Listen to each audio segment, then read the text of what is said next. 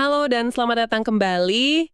Anda pernah nggak sih kepikiran gimana caranya ya sesuatu, entah itu video, buku, atau ide gitu, kok bisa tiba-tiba aja meledak banget popularitasnya? Kita sering nyebutnya viral, kayak menyebar gitu aja dari orang ke orang, mirip virus lah. Nah, hari ini kita mau coba bongkar nih gagasan soal viral ini. Sumber kita kali ini dari buku Hitmakers karya Derek Thompson. Ada satu bab khusus yang cukup berani nih, menantang apa yang dia sebut mitos viral. Jadi misi kita kali ini ya menggali lebih dalam, gimana sih popularitas itu sebenarnya bekerja, paling nggak menurut argumen di buku ini. Apa iya cuma soal mulut ke mulut aja, atau jangan-jangan ada mekanisme lain yang lebih kuat? Oke, mari kita bedah bareng-bareng ya. Konsep viral ini kan rasanya, logis banget gitu. Tapi apa benar sesederhana itu ya? Gambaran kita soal viral itu kan biasanya gini. Satu orang cerita ke dua temennya, dua temen itu cerita lagi ke 4 orang, terus jadi 8, 16 gitu kan. Kayak reaksi berantai tumbuh dari bawah, rasanya alami banget, intuitif gitu. Betul. Intuisi kita seringnya ke arah sana. Gambaran rantai penyebaran itu memang menarik sih. Tapi ya itu, menurut argumen dalam Hitmakers, gambaran ini seringkali kurang pas buat ngejelasin fenomena popularitas massal. Apalagi di zaman sekarang ya. Derek Thompson itu mengutip penelitian, misalnya dari Duncan Watts sama rekan-rekannya, ada syarat Goel juga, mereka nunjukin pola yang beda. Jadi mereka nggak nemuin tuh rantai panjang orang ke orang sebagai penyebab utama. Malah sebaliknya, mereka nemu pola yang disebut difusi siaran, atau ya broadcast diffusion. Difusi siaran, artinya gimana tuh? Beda dong sama model rantai tadi. Beda banget. Coba bayangin, bukan kayak kartu domino yang jatuh satu-satu berurutan, tapi lebih mirip kembang api. Ada satu titik ledakan di tengah, terus percikannya nyebar ke banyak orang sekaligus. Satu sumber info, bisa media besar, akun medsos berpengaruh, atau platform gitu itu menjangkau audiens luas dalam waktu singkat.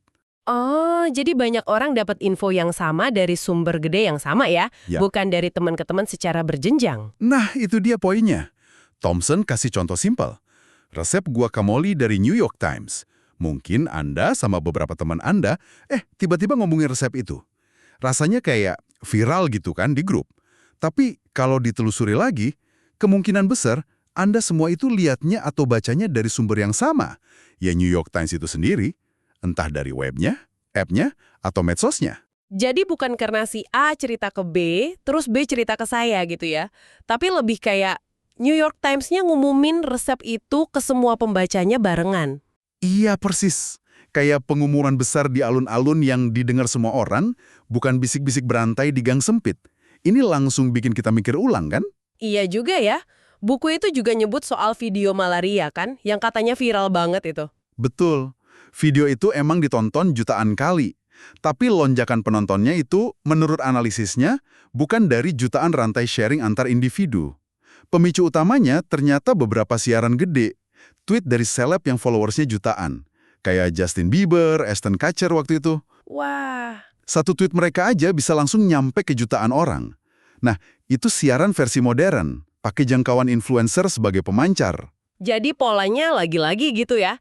Ledakan dari beberapa titik besar, bukan nyebar rata dari bawah. Tepat. 154, sama investigasinya Dr. Jon Snow. Ya, ini contoh klasik banget dan sering disalahartikan sebagai bukti penyebaran penyakit dari orang ke orang atau lewat udara buruk.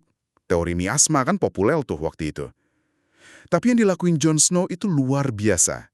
Dan menurut Thompson, justru malah nguatin model siaran tadi. Snow itu nggak cuma nebak-nebak, dia ngumpulin data, rapih banget. Dia memetain lokasi orang-orang yang meninggal karena kolera di daerah Soho. Hasilnya, ya peta hantu yang terkenal itu. Peta hantu. Terus apa yang kelihatan dari peta itu? Polanya jelas banget. Dan ya mengerikan sih. Kematian karena kolera itu nggak nyebar rata atau dari rumah ke rumah gitu aja. Justru sebaliknya, kasus-kasusnya itu ngumpul padat banget di sekitar satu titik, satu pompa air publik di Broad Street. Satu pompa air aja. Iya. Di area lain yang secara jarak lebih dekat ke pompa air lain, jumlah kematiannya jauh lebih sedikit. Padahal sama-sama padat penduduknya. Thompson sebut detailnya nih. Dalam 3 hari pertama September 1854, ada 127 orang yang tinggal dekat pompa Broad Street meninggal. Bandingin sama, cuma 10 kematian di rumah yang lebih dekat ke pompa lain. Jauh banget bedanya. Yang sakit kolera. Jadi pompa itu secara nggak langsung menyiarkan penyakit mematikan ke ratusan rumah di sekitarnya yang ngambil air dari situ. Wabah itu ya tragedi siaran dari satu sumber. Wow, gila sih ini. Bahkan wabah penyakit yang kita bayanginnya viral banget, ternyata dalam kasus sepenting ini lebih pas dijelasin pakai model satu sumber nyebar ke banyak orang sekaligus. Pompa air jadi pemancar penyakit. Ini beneran bikin mikir ulang asumsi dasar kita soal penyebaran. Bukan cuma cerita sejarah ya, tapi ilustrasi mekanisme yang kuat. Tepat sekali. Ini nunjukin kalau mekanisme siaran dari sumber terpusat itu bukan fenomena baru.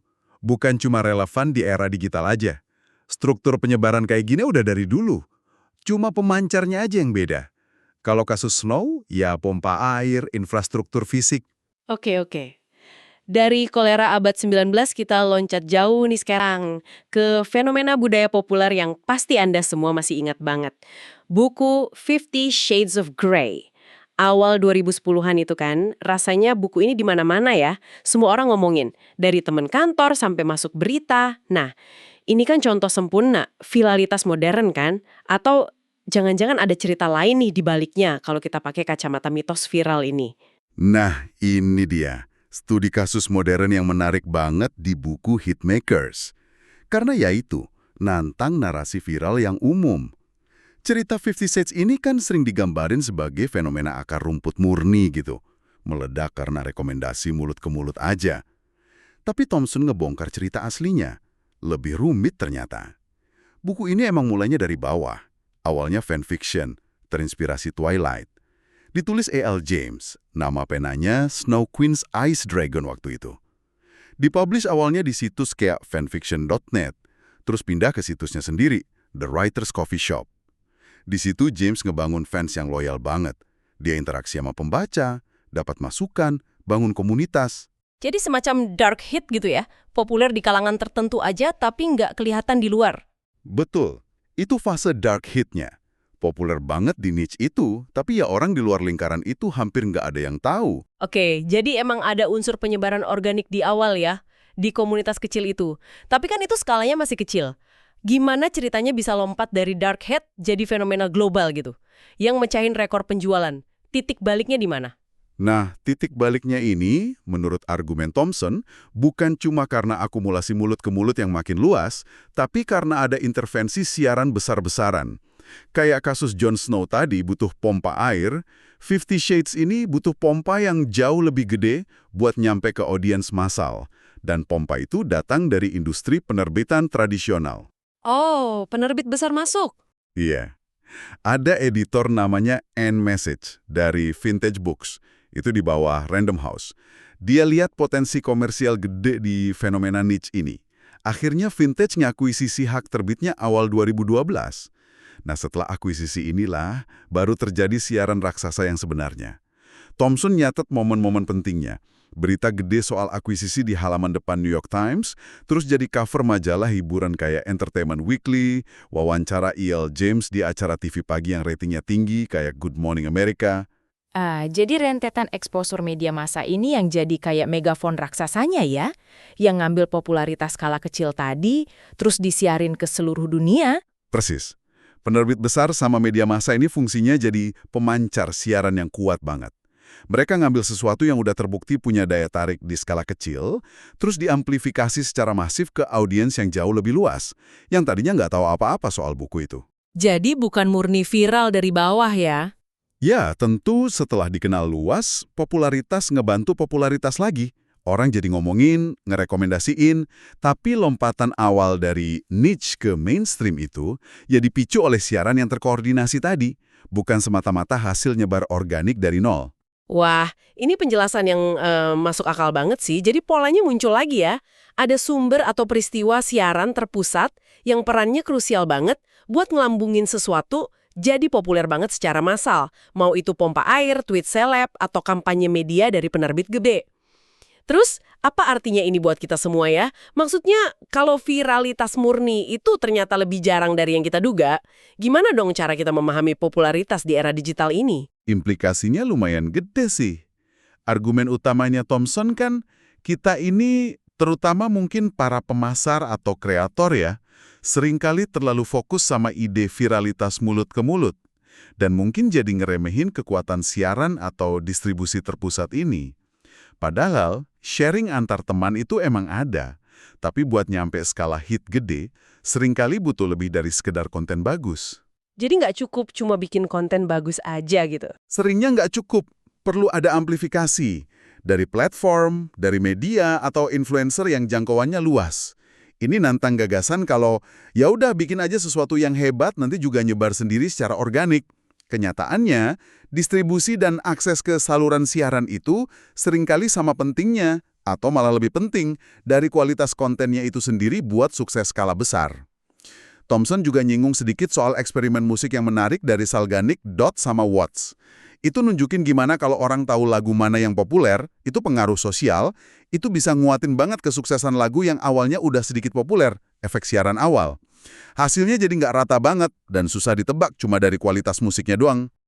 Jadi sukses itu bukan cuma soal kualitas, tapi juga soal exposure awal yang terus dikuatin sama dinamika sosial gitu ya. Wah, ini berarti keberuntungan sama akses ke pemancar itu perannya gede dong. Betul sekali. Faktor siaran awal itu bisa kasih keuntungan gede, yang terus diperkuat karena orang cenderung suka sama apa yang udah populer. Ini bisa ngejelasin kenapa dunia budaya itu sering didominasi sama beberapa hit gede aja, sementara banyak karya bagus lain malah tenggelam. Nah, memahami ini bisa bantu Anda sebagai konsumen budaya atau informasi buat jadi lebih kritis ngelihat fenomena viral. Lebih kritis gimana maksudnya? Ya, pas Anda lihat sesuatu, video, lagu, buku, tren, tiba-tiba populer banget, coba berhenti dulu sebentar. Tanya ke diri sendiri, ini beneran hasil nyebar organik murni dari orang ke orang dalam skala gede? Atau kita bisa nemuin nggak ada peristiwa siaran besar di baliknya? Ada liputan media gede nggak baru-baru ini? Dipromosiin sama platform kayak YouTube atau TikTok nggak? Ada influencer terkenal yang baru bahas nggak? Jadi kayak detektif gitu ya, nyari pemancarnya. Iya, bisa dibilang gitu. Ngajuin pertanyaan-pertanyaan ini tuh bantu kita ngelihat mekanisme di balik layar popularitas. Jadi nggak cuma terpukau sama permukaannya aja. Oke. Coba kita rangkum ya, temuan utama dari penelusuran kita di bab soal mitos viral dari hitmakers ini. Jadi intinya, gagasan umum kalau sesuatu jadi hit gede murni karena nyebar kayak virus dari orang ke orang itu seringkali kurang tepat. Iya, itu intinya. Baik di masa lalu kayak kasus kolera Jon Snow, maupun di era modern kayak 50 Shades, lonjakan popularitas massa itu seringkali bergantung banget sama momen siaran. Pas satu atau beberapa sumber kuat nyebarin info atau konten ke banyak orang barengan. Penting juga sih buat nggak ngelihatnya hitam putih banget ya. Berbagi sosial antar teman itu tetap ada, punya peran juga. Tapi buat nyampe skala masif, mekanisme siaran ini kayaknya jauh lebih nentuin. Jadi bukan berarti mulut ke mulut nggak penting sama sekali. Tapi kekuatannya seringkali dilebih-lebihkan dibanding kekuatan distribusi sama eksposur terpusat. Jadi memahami struktur penyebarannya itu kuncinya ya, apakah dominan rantai panjang atau ledakan siaran. Nah, itu dia. Memahami strukturnya itu kunci buat ngerti dunia budaya sama informasi di sekitar kita. Dan model siaran ini tampaknya jadi jalur utama buat jadi hit. Oke, dan sebagai penutup nih, mungkin satu pemikiran buat Anda bawa pulang buat direnungkan. Kalau kita terima nih, model siaran ini lebih dominan dari mitos viral murni buat ngejelasin sukses besar. Gimana nih ngubah cara Anda mandang tren berikutnya nanti? Kalau Anda tahu, di balik fenomena yang kelihatannya organik, itu mungkin ada pompa atau pemancar kuat, entah algoritma, investasi marketing gede, atau jaringan media. Itu ngubah persepsi Anda soal nilai atau keaslian suksesnya nggak? Gimana ya kita seharusnya menavigasi dunia di mana popularitas itu nggak selalu murni hasil dari kualitas atau daya tarik asli gitu. Terima kasih banyak sudah menyimak pembahasan mendalam kita kali ini. Sampai ketemu lagi di penelusuran berikutnya ya.